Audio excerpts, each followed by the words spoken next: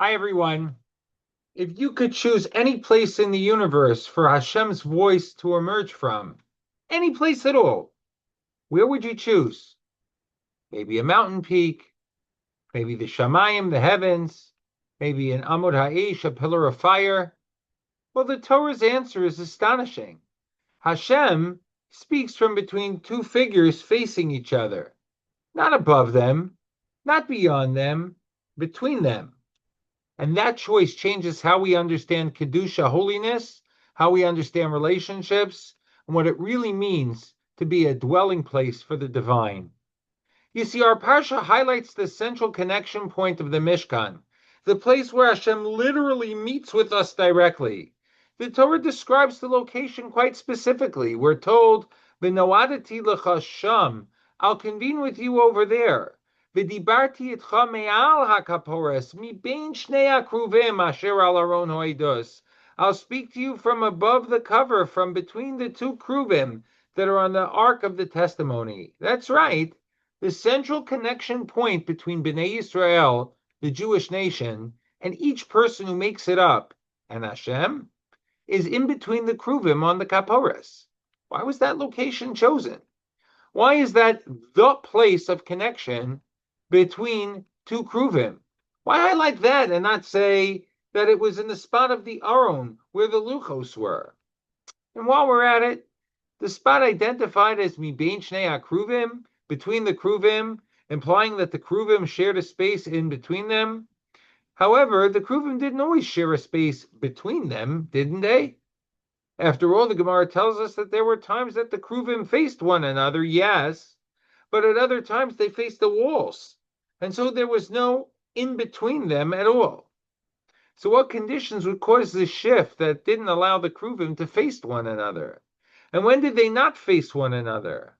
And when they didn't face one another, was there no Shechina in the Mishkan or later in the Beis Hamikdash?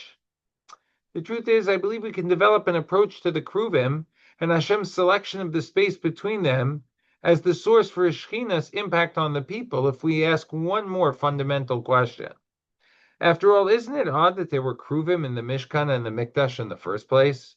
I mean, usually we're so concerned lest images be turned into Avodah Zarah as a basis for mistakenly serving foreign idols.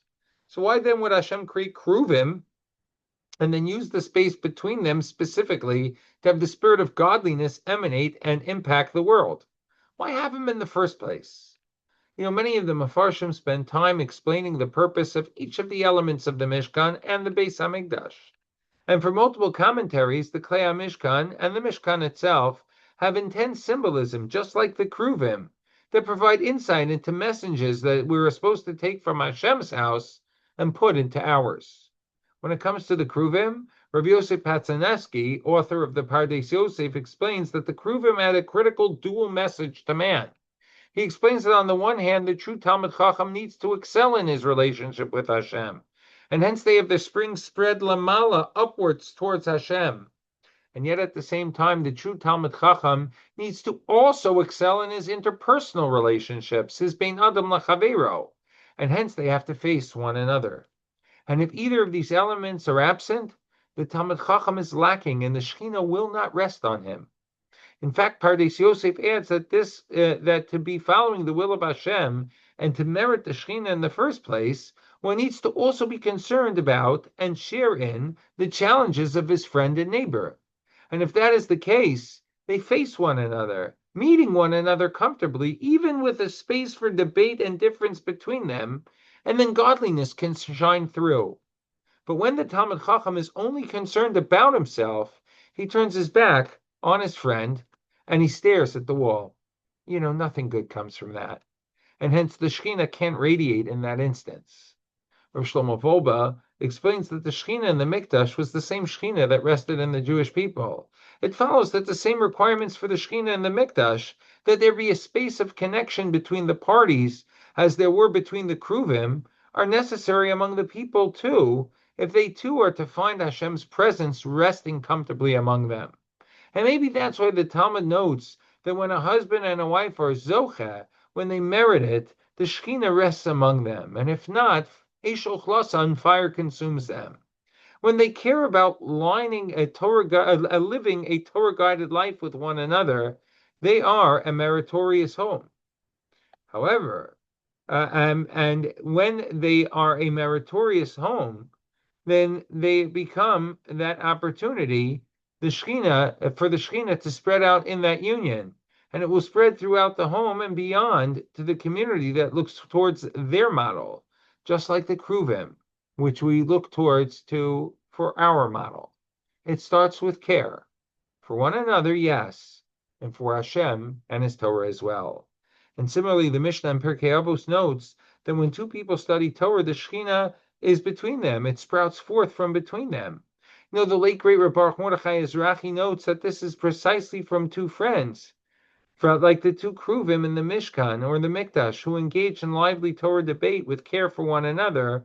From those two friends, it's from them that the voice of Hashem is heard. Yes, these two scholars might not see eye to eye on the particular subject under debate, but their united goal, the quest for truth and harmony, emes and shalom, is the place where Shekhinah is to be found.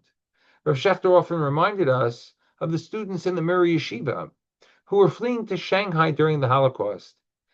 And when the students were traveling for a week and a half on the Transcontinental Railroad towards Vladivostok, there were non-Jewish passengers traveling on the same train, and one of those Polish non-Jews on the train later published his memoirs and included a description of what he had observed on that trip.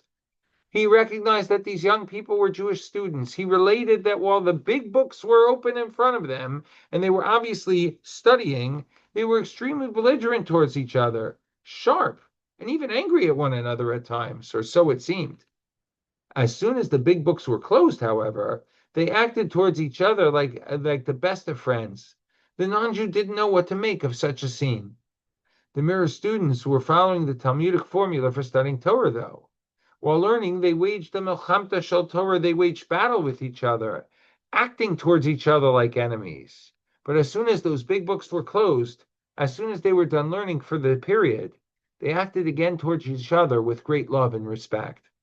Rav Shechter would often remind us that according to our tradition, the Torah is not a mere collection of laws. It's also a description of Elokus, of God's essence. And when in the presence of the Melech Malchei Amlachim, the King of Kings, loyal royal subjects make it their business to get along for the sake of harmony throughout the reach of the royal crown. When people feel attacked by an enemy, it's not a shock that they feel threatened and are quick to retaliate. And it's in those moments that we tend to unite as Jews the world over to strengthen our brothers and sisters and provide safety, support, and comfort. And in those moments, we set the tone. And we know how Hashem Elokecha misalech bekerev machanecha. We know that Hashem is walking among us at that time as well. Why wouldn't He? We're united, and the Shekhinah therefore has room to sprout and to grow from within.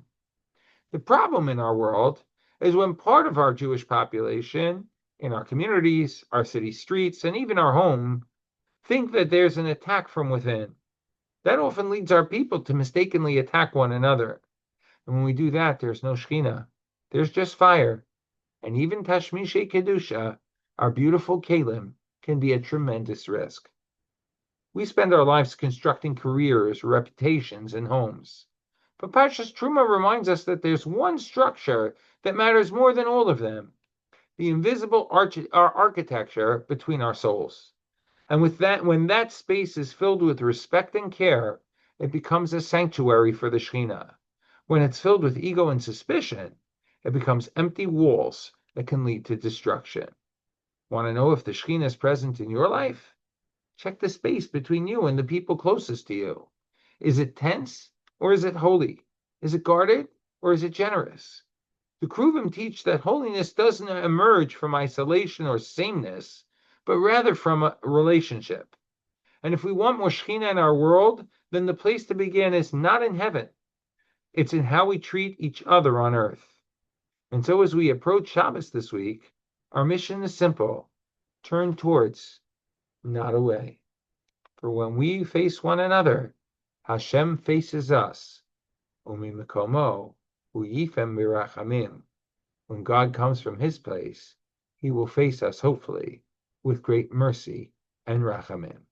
Wishing you and yours a Shabbat Shalom and a Shabbat Shalom to all.